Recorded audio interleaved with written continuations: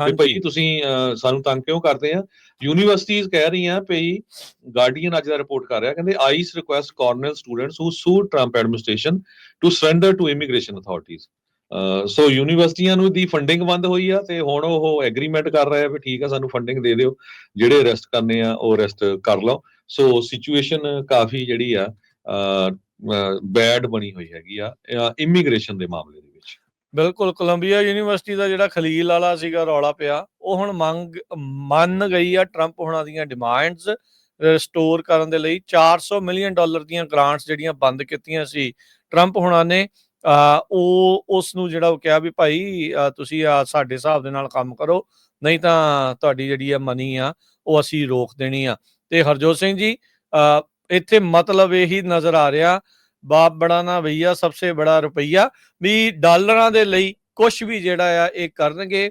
ਜਿਹੜੀਆਂ ਯੂਨੀਵਰਸਿਟੀਆਂ ਜਾਂ ਜਿਹੜੇ ਕਹਿੰਦੇ ਆ ਵੀ ਤੁਹਾਡੇ ਰਾਈਟਸ ਹੁੰਦੇ ਆ, ਤੁਹਾਨੂੰ ਏਦਾਂ ਆ, ਅਖੀਰ ਦੇ ਵਿੱਚ ਕੋਈ ਨਹੀਂ ਕਿਸੇ ਦੇ ਨਾਲ ਜਿਹੜਾ ਉਹ ਖੜ ਰਿਹਾ। ਖੜਦੇ ਕਿੱਥੇ ਆ? ਜਿੱਥੋਂ ਡਾਲਰ ਜਿਹੜੇ ਆਉਂਦੇ ਆ। ਸੋ ਕੋਲੰਬੀਆ ਵਰਗੀਆਂ ਯੂਨੀਵਰਸਿਟੀ ਵੀ ਆਪਣੀਆਂ ਫੈਡਰਲ ਫੰਡਿੰਗ ਨੂੰ ਬਰਕਰਾਰ ਰੱਖਣ ਦੇ ਲਈ ਤੁਹਾਨੂੰ ਜੋ ਤੁਹਾਡੇ ਸੋ ਕਾਲਡ ਹੱਕ ਆ ਉਹਨਾਂ ਨੂੰ ਕੁਚਲਣ ਦੇ ਲਈ ਇਹਨਾਂ ਦੇ ਨਾਲ ਜਿਹੜੀਆਂ ਉਹ ਰੈਡੀ ਆ। ਖੜ ਬਹੁਤ ਜਾਣੇ ਇਸ ਟਾਈਮ, ਘੱਟ ਲੋਕ ਜਿਹੜੇ ਇਸ ਚੀਜ਼। ਸੋ ਬਹੁਤ ਸਾਰੇ ਲੋਕ ਇਹ ਵੀ ਸੋਚਦੇ ਹੋਗੇ ਵੀ ਲੈ ਜੀ ਇਹ ਬਾਈਡਨ ਹੋਣਾ ਵੇਲੇ ਏਦਾਂ ਕਹਿੰਦੇ ਸੀ, ਹੁਣ ਟਰੰਪ ਵੇਲੇ ਹੁਣ ਏਦਾਂ ਕਹਿ ਰਹੇ ਆ।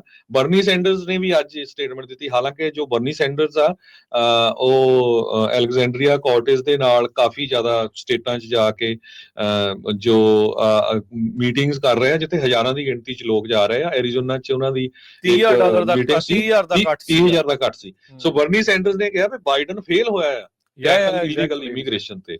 ਹਾਂ ਠੀਕ ਆ, ਟਰੰਪ ਬਿਲਕੁਲ ਰਾਈਟ ਆ, crack down on fentanyl we making sure our borders are strong.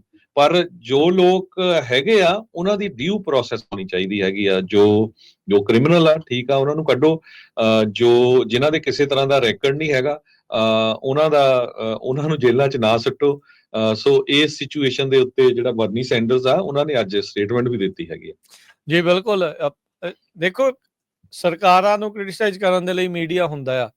ਜੇ ਬਾਈਡਨ ਗਲਤ ਕਰਦਾ ਸੀ ਉਹਨੂੰ ਆਪਾਂ ਗਲਤ ਕਿਹਾ, ਜੇ ਟਰੰਪ ਗਲਤ ਕਰਦਾ ਤਾਂ ਉਹਨੂੰ ਵੀ ਆਪਾਂ ਗਲਤ ਕਰਾਂਗੇ। ਇਹ ਨਹੀਂ ਆ ਵੀ ਕੋਈ ਇੱਕ ਪਾਸੇ ਜਿਹੜਾ ਉਲਰ ਕੇ ਜਿਹੜਾ ਉਹ ਤੁਸੀਂ ਚੱਲਣ ਲੱਗ ਜਾਓ। ਜਿਹੜਾ ਲੋਕਾਂ ਦੀ ਗੱਲ ਆ ਉਹ ਆਪਾਂ ਕਰਨੀ ਆ। ਪਰਮਾਤਮਾ ਮਿਹਰ ਰੱਖੇ, ਆਪਣਾ ਹੱਥ ਬਣਾ ਕੇ ਰੱਖੇ, ਬਸ ਏਦਾਂ ਹੀ ਜਿਹੜਾ ਉਹ ਆਪਾਂ ਕਰਦੇ ਰਹੀਏ। ਸੋ ਬਰਨੀ ਸੈਂਡਰ ਨੂੰ ਇਹ ਕਹਿੰਦੇ ਵੀ ਇਹ ਮੈਂ ਇਸ ਦੇ ਅਗੇਂਸਟ ਆ ਵੀ ਜਿਹੜੀ ਓਲੀਗਾਰਚੀ ਚੱਲ ਰਹੀ ਆ ਵੀ ਅਮੀਰ ਲੋਕਾਂ ਦੇ ਹੱਥ ਮੁਲਕ ਜਾ ਰਿਹਾ ਆ। ਵੀ ਟਰੰਪ ਹੁਣੀ ਇਹ ਕਹਿੰਦੇ ਆ ਵੀ 20 ਮਿਲੀਅਨ ਇਲੀਗਲ ਜਿਹੜੇ ਹੈਗੇ ਉਹਨਾਂ ਨੂੰ ਡਿਪੋਰਟ ਕਰਨਾ, ਜਿਹੜੇ ਅਨਡਾਕੂਮੈਂਟਡ ਆ। ਤੇ ਉਹ ਕਹਿੰਦੇ ਵੀ ਇਹਦੇ ਨਾਲ ਤਾਂ ਸਾਡਾ ਮੁਲਕ ਜਿਹੜਾ ਡਿਸਟਰੋਏ ਹੋ ਜਾਊਗਾ।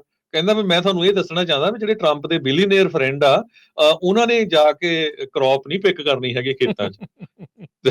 ਉਹ ਤਾਂ ਇੱਥੇ ਵਾਲੇ ਵੀ ਜਿਹੜੇ ਆਟਾ ਦਾਲ ਸਕੀਮ ਦੇ ਉੱਤੇ ਗੋਰੇ ਲੱਗੇ ਆ, ਉਹਨਾਂ ਨੇ ਜਾ ਕੇ ਮੀਟ ਪੈਕ ਨਹੀਂ ਕਰਨਾ ਜਿਹੜੇ ਜਿੱਥੇ ਮੀਟ ਪੈਕ ਹੁੰਦਾ ਹੈਗਾ ਆ। ਸੋ ਕਹਿੰਦਾ that is what undocumented people are doing. So ਇਹ ਬਰਨੀ ਸੈਂਡਰਸ ਨੇ ਕਿਹਾ। ਸੋ ਬਿਲਕੁਲ ਇੱਕ ਵਾਰੀ ਫੇਰ ਜਿੰਨੇ ਵੀ ਅਮਰੀਕਨ ਲੋਕ ਆ ਉਹ ਕਹਿੰਦੇ ਆ ਵੀ ਹਾਂ ਕ੍ਰਿਮੀਨਲਸ ਜਿਹੜੀ ਕਿਸੇ ਤਰ੍ਹਾਂ ਦੀ ਬੈਡ ਹਿਸਟਰੀ ਹੈਗੀ ਆ, ਡਰੱਗ ਇਨਵੋਲਵ ਆ, ਉਹਨਾਂ ਨੂੰ ਬਿਲਕੁਲ ਕੱਢਣਾ ਚਾਹੀਦਾ।